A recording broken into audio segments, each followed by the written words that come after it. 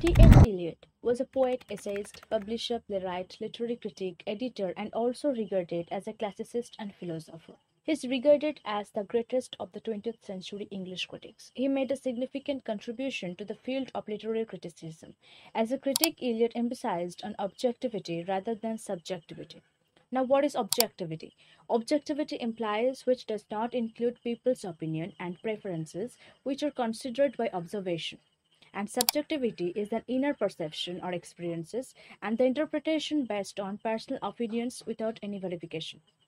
According to T.S. Eliot, a good critic must have a highly trained sensibility and a good grasp of structural principle. A critic must have a highly developed sense of truth. He also says that a good critic must be read well, not only the literature of his own country, but from the time of the Homer to his own period.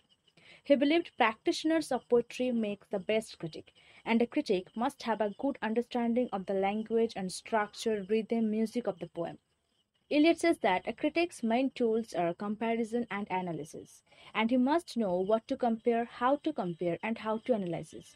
A critic must not compare the merits and demerits of past writers with those of the present.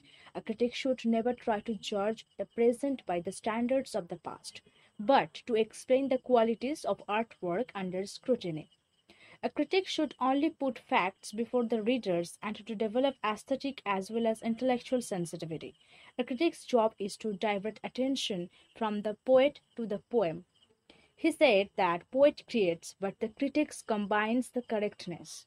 Eliot stated poetry should be judged objectively rather than sociologically and historically, and relevant information about the poem must be presented to the readers.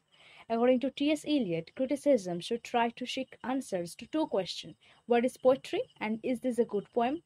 Eliot gave examples of two types of imperfect critics. He mentions Arthur Symons and Matthew Arnold here.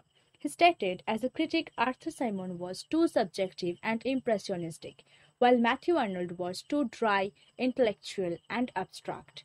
For Eliot, Aristotle is the example of a perfect critic because he is neither personal and nor subjective, but always impersonal and objective. In Aristotle's hand, criticism approaches the condition and status of science.